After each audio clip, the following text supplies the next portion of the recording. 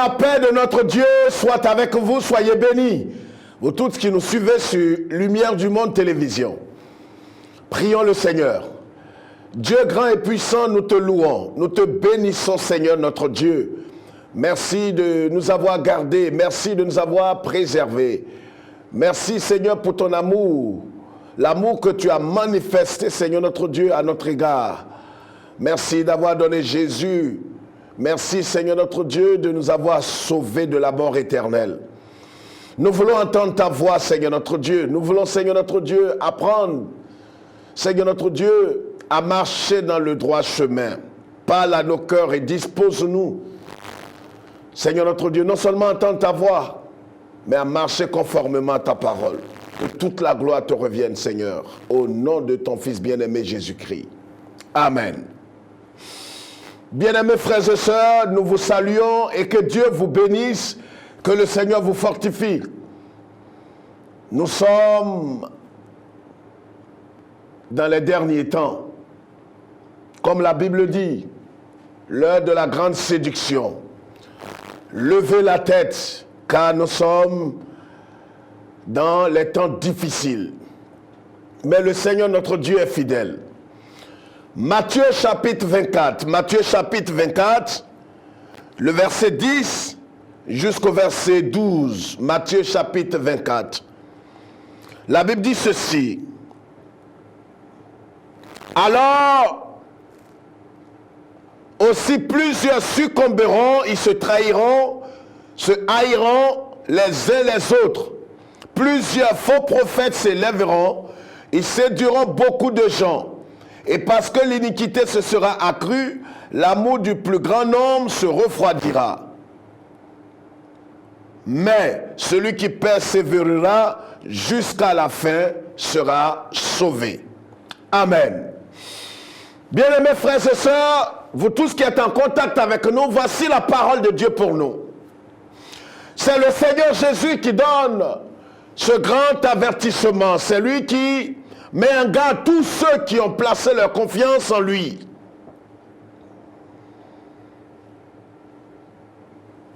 La Bible dit que le Seigneur s'étant assis sur la montagne des Oliviers, les disciples se sont approchés de lui et lui ont posé une grande question. Seigneur, quand cela arrivera-t-il et quel sera le signe de ton avènement, la fin du monde? Et le Seigneur leur dit cette parole forte de Matthieu 24, verset 4. Jésus leur répondit, prenez garde que personne ne vous séduise. Prenez garde que personne ne vous séduise. Bien-aimés, cette parole nous concerne aujourd'hui parce que nous sommes dans ces temps compliqués, difficiles. Nous sommes à la dernière heure. Et certainement, vous avez entendu tout ce que le diable est en train de faire dans le monde entier. Vous avez certainement reçu les nouvelles. Vous avez compris tout ce qui se passe autour de nous. Le Seigneur a parlé aux apôtres, il a parlé aux disciples, il a parlé à tous ceux qui étaient là autour de lui. Cette parole a été écrite pour nous aujourd'hui. Le Seigneur prenant la parole dit aux disciples, il leur dit au verset 4 de Matthieu 24, prenez garde que personne ne vous séduise. Prenez garde que personne ne vous détourne. Bien-aimé, le Seigneur lui-même le dit au verset 5, car plusieurs viendront à mon nom. Ils diront que le Christ est ici, le Christ est dans tel endroit, le Christ est ici. Ils feront de grands miracles, ils feront toutes sortes de choses extraordinaires. Ils vont avoir le pouvoir et le potentiel de faire des choses extraordinaires, des choses surnaturelles. Mais prenez garde que personne ne vous séduise. Bien-aimé, c'est le thème que je voulais donner à ce message aujourd'hui. Prenez garde que personne ne vous séduise aujourd'hui. Prenez garde que personne ne vous séduise aujourd'hui. Frère, nous entendons pas mal de choses ces 10 dernières années. Nous voyons toutes sortes de choses extraordinaires, surnaturelles. Nous voyons des miracles. Nous voyons l'apparition de nouveaux prophètes, l'apparition de nouveaux séducteurs, des loups ravisseurs, des fossoyeurs. Nous sommes dans les derniers temps. Nous sommes à la dernière heure dont parlent les prophètes. La dernière heure que le Seigneur nous avait véritablement donné. Il a dit dans les derniers temps, vous verrez toutes sortes de choses. C'est dans ces temps que nous sommes, bien-aimés. La Bible dit que celui qui veille continue de veiller, celui qui se sanctifie continue de se sanctifier. Nous sommes à la dernière heure, bien-aimés frères et sœurs. C'est un cri de cœur aujourd'hui. Ouvrez les yeux, ouvrez les yeux, c'est un SOS. Prenez garde que personne ne vous séduise, que personne ne détourne votre attention, que personne ne détruise votre destin. Prenez garde, veillons sur nous-mêmes, veillons sur nos cœurs, veillons sur l'enseignement, veillons sur la parole qu'on nous prêche. Examinez toutes choses à la lumière de la parole irréversible de Dieu. C'est important, bien-aimés. Nous sommes à la dernière heure. La dernière heure dont parle la Bible. Le Seigneur leur dit, prenez garde que personne ne vous séduise. Prenez garde. Bien-aimés, nous sommes dans un temps difficile. Nous sommes à la dernière heure. Jésus met en garde tous ceux véritablement qui ont cru en lui de se tenir sur leur garde, de peur d'être séduits. Bien-aimés frères et sœurs, la séduction est un danger contre lequel Jésus nous met en garde. La séduction, et c'est l'heure de la grande séduction aujourd'hui. C'est l'heure de la grande séduction aujourd'hui. La séduction fait partie des armes du tentateur. La séduction fait partie des armes de Satan. La séduction est une arme fatale dans les mains de Satan aujourd'hui. Il a utilisé dans plusieurs domaines contre le Seigneur. La Bible dit que dans le désert, quand le Seigneur avait jeûné 40 jours, 40 nuits, le tentateur s'étant approché, voyez en Matthieu chapitre 4, il s'étant approché, il a tenté le Seigneur. Il voulait séduire notre Seigneur et notre Dieu. Le diable est là parmi nous, mes frères, mes sœurs. Il a ses agents qui sont habillés véritablement comme des ministres de l'évangile, mais c'est des loups ravisseurs, c'est des fossoyeurs. Ils ont aussi la Bible. Ils se font appeler aussi serviteurs de Dieu. Ouvrez vos yeux. Si vous ne voulez pas terminer la course loin du Seigneur, c'est le temps d'ouvrir les yeux. Nous sommes à la dernière heure. C'est un cri de cœur. Ouvrez vos yeux, évangéliques, protestants, peu importe votre religion, peu importe votre confession. Si réellement vous connaissez Jésus, si réellement Christ est le seul médiateur en Dieu et vous, ouvrez vos yeux. Le séducteur est parmi nous. Il est apparu avec une cohorte de serviteurs, des loups ravisseurs, des fossoyeurs, des menteurs, des destructeurs. Ils sont venus avec un autre évangile. Un autre évangile. Et le Seigneur nous met en garde. Le Seigneur Jésus dit, prenez garde. Ne les côtoyez pas, ne les enviez pas, ne les suivez pas. Ne prêtez pas attention à ce qu'ils disent. Peu importe leur fortune, peu importe leur allure, peu importe leur apparence. Méfiez-vous d'eux et prenez garde. Le but du séducteur, il a un but qu'il poursuit. C'est de faire quoi? C'est de détourner tous ceux qui ont cru au Seigneur, détourner ces hommes, les croyants du Seigneur, et détourner même ceux qui ont le désir de suivre le Seigneur, les détourner loin du Seigneur. Vous comprenez? C'est le but du séducteur. Il vient sous l'apparence, sous la forme des ministres de Dieu. Qu'est-ce qu'ils font? Ils sont apparus afin d'éloigner les croyants loin du Seigneur. mais avec ruse, avec malice, avec une autre doctrine, avec un autre évangile, avec une nouvelle parole. Si vous ne prenez pas garde, aujourd'hui plusieurs sont tombés dans le piège, plusieurs ont été emportés. Nous savons de quoi nous parlons, bien-aimés. Nous nous tenons ici pour lancer un SOS. Bien-aimés, il est temps véritablement d'ouvrir les yeux et de savoir que nous sommes à la dernière heure et les faux prophètes, le séducteur, les ouvriers de malheur sont apparus afin de détruire l'église de Dieu. Si vous n'ouvrez pas les yeux, vous serez emportés. C'est un cri de cœur, bien-aimés. Ne vous laissez pas emporter, séduit par le tentateur, par le séducteur, par les fossoyeurs. Quel est le but? C'est d'éloigner les hommes du Seigneur avec ruse, avec malice.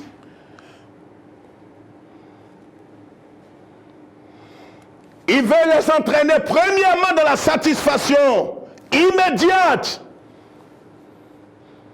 qui comble la nature charnelle. Voici le premier point pour lequel le tentateur et ses agents travaillent. Ils sont parmi nous les évangéliques, ils sont parmi nous les protestants, ils sont parmi les croyants, ceux qui prônent Jésus-Christ, ceux qui prêchent la parole. Ils sont parmi nous, ils sont dans l'église. Ils peuvent avoir des titres comme ne pas avoir des titres. Mais qu'est-ce qu'ils font? Qu'est-ce qu'ils font?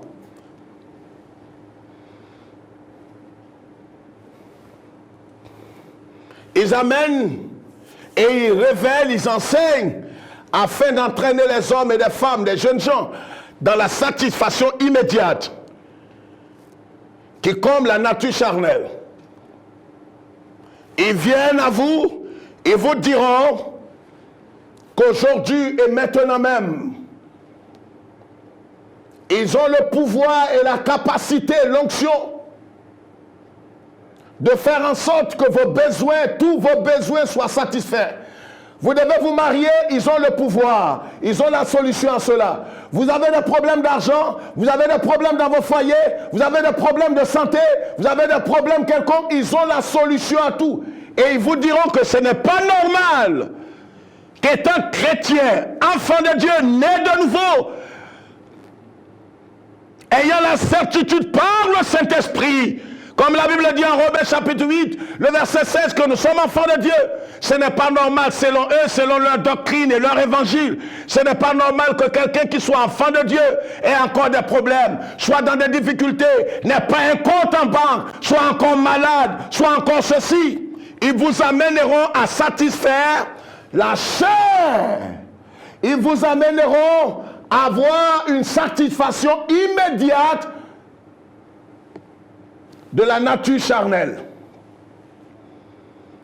Ils vous prêcheront un message pour vous dire que vous devez avoir tout ici-bas. Vous devez tout posséder. Je suis en train de vous donner les indices du séducteur. Les indices des fossoyeurs. Ils vous diront que c'est pas normal. Elle m'a rencontré il y a quelques années en arrière, m'a dit, eh frère Kwame, est-ce que tu as ceci? Je lui ai dit non. Il dit, je doute que tu aies la vie éternelle. Parce que si réellement tu as la vie éternelle, tu devrais avoir une voiture, tu devrais avoir de l'argent dans ton compte, tu ne devrais pas être malade, tu ne devrais pas être ceci et cela. Quel mensonge, quelle séduction. Parce que pour eux, si réellement tu es né de Dieu, tu as la vie éternelle, tu dois posséder tout ce que le monde possède ici-bas. La deuxième chose, qu'est-ce qu'ils feront? Ils viendront à vous avec pour argument d'influencer. Ils vous diront qu'ils doivent influencer les dirigeants de ce monde et qu'ils doivent tout posséder pour influencer les dirigeants de ce monde. C'est une hérésie, c'est un mensonge. C'est un mensonge grossier.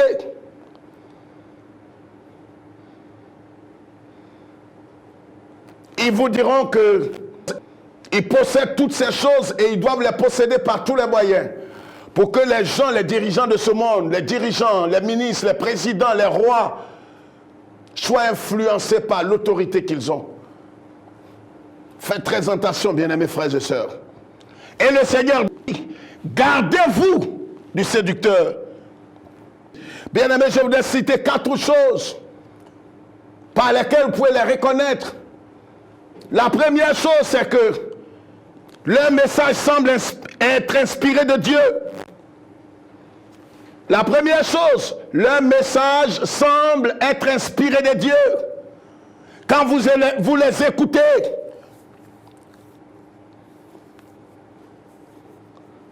vous serez séduit comme Samuel a été séduit par l'apparence de cet homme, le fils aîné de Isaïe, le père de David.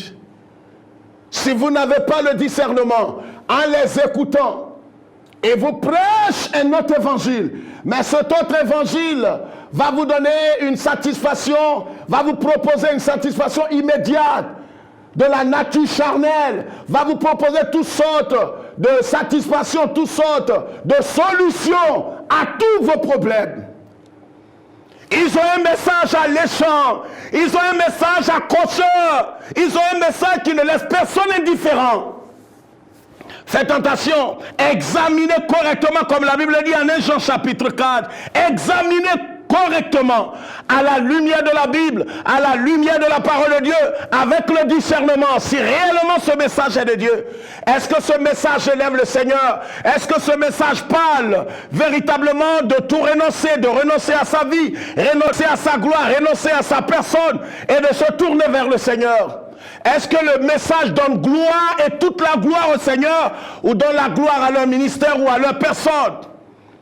Ils viendront à vous avec un message alléchant, un message pour élever la chair, un message pour glorifier votre nature charnelle, un message pour vous proposer tous les biens de ce monde. Ils viendront à vous deuxièmement en peau de brebis. Ils viendront à vous comme des croyants nés de nouveau. Ils viendront à vous comme un des vôtres. Ils diront que nous sommes les mêmes choses. J'ai la Bible, j'ai la parole de Dieu. Ils viendront à vous en peau d'agneau, en peau de brebis. Mais le Seigneur dit, par l'Esprit, par le Saint-Esprit, dans la bouche de Saint Jean, en 1 Jean chapitre 4, n'accordez pas foi à tout esprit. Éprouvez-le pour savoir s'il vient du Seigneur Jésus. La troisième chose, ils vont séduire plusieurs. Ils attireront plusieurs. Vous comprenez? Pas des choses surnaturelles. Pas des paroles de connaissance. Quelqu'un m'a dit que je suis ébloui. Il a dit qu'il était émerveillé de voir des hommes, des jeunes gens, avec des paroles de connaissance détaillées. On les appelle des scanners, des scanners. Le don existe. Le don est manifeste encore aujourd'hui. Le don, tous les dons du Saint-Esprit, les dons de miracles, les dons de prophétie, les dons de foi, des dons, le don de parole, de connaissance, il existe encore aujourd'hui. Vous savez, il y a des gens qui sont des trafiquants de ces dons. Des fossoyeurs, plusieurs qui ont fait pacte avec Satan, qui sont des magiciens. On en a attrapé plusieurs, des magiciens qui passent sous le contrôle des méchants esprits. Ils vous proposent la délivrance et pourtant eux-mêmes ne sont pas délivrés.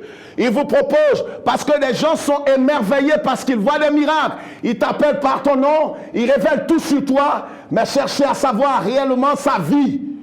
Ne laissez pas le don vous influencer. Regardez sa vie. Le Seigneur Jésus dit en Matthieu chapitre 7, vous les reconnaîtrez pas par le don, pas par le signe extérieur, mais par le fruit qu'il porte. Est-ce qu'il est de Dieu? Est-ce qu'il est né de Dieu? Est-ce que les fruits de l'esprit sont manifestés dans sa vie? Ils viendront à vous avec un discours séducteur.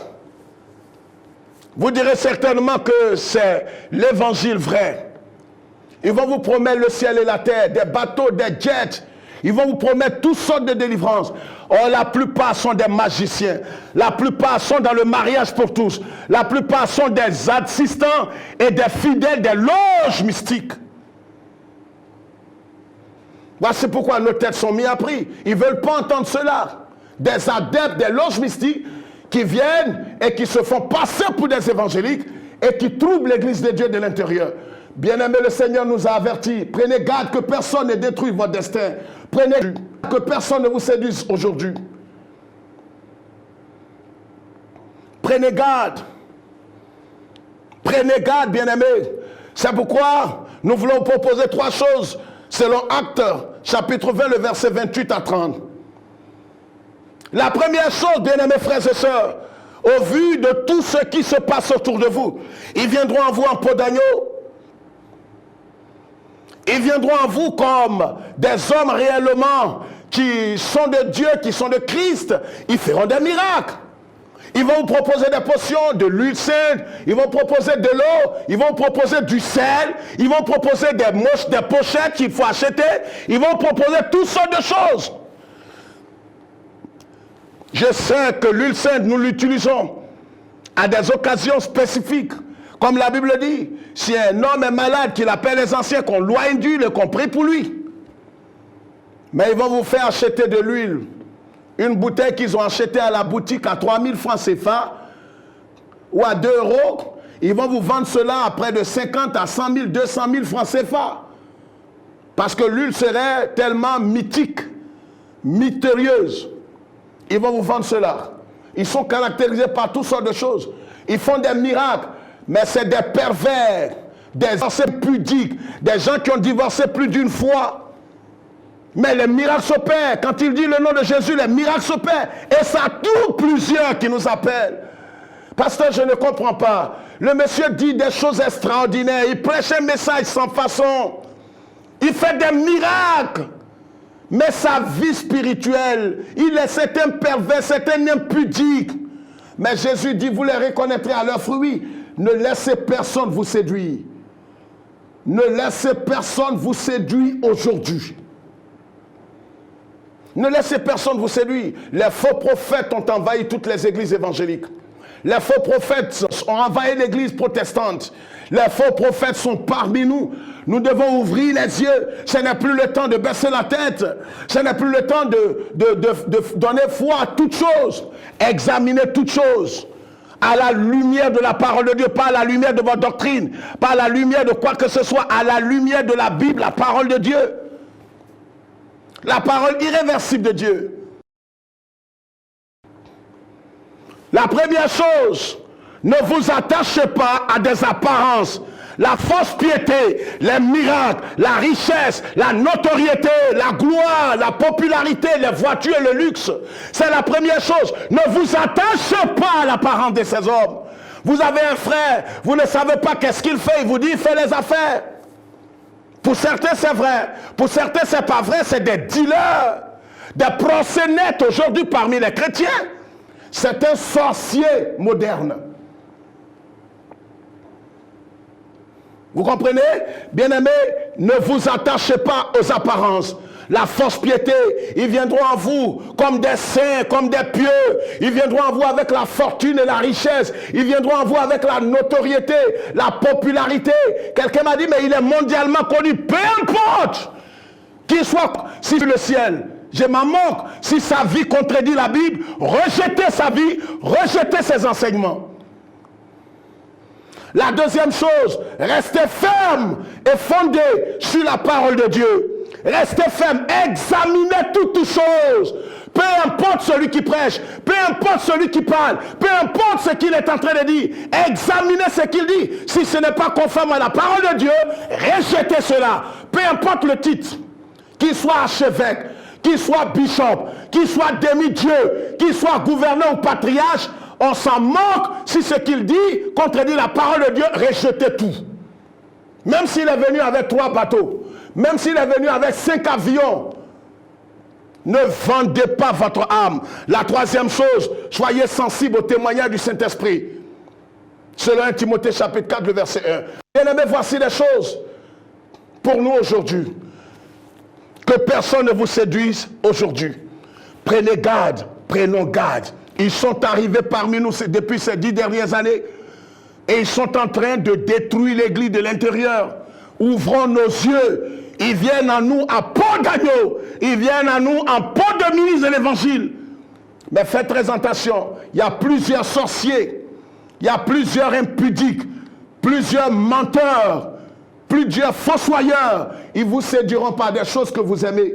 Ils vont vous proposer des choses que vous aimez. Ils vont abuser de vous, même s'ils en ont l'occasion sexuellement. Ouvrons nos yeux. Ce n'est plus le temps d'accepter le mélange. Un peu de fétichisme, un peu de Dieu, un peu de fétichisme, un peu de Bible. Arrêtez tout cela. Ouvrez vos yeux. Si vous êtes dans ces milieux, quittez ces milieux aujourd'hui. Rejoignez l'église de Dieu où l'évangile est prêché dans la simplicité, dans l'amour, dans la vérité et dans la sainte doctrine. Que Dieu vous bénisse. Prenez garde. Nous sommes à la dernière heure. Que Dieu vous bénisse. Et après ce message, vous avez des préoccupations. Appelez-nous si vous pensez que nous pourrons prier avec vous ou vous donner quelques conseils. Que Dieu bénisse Israël. Shalom.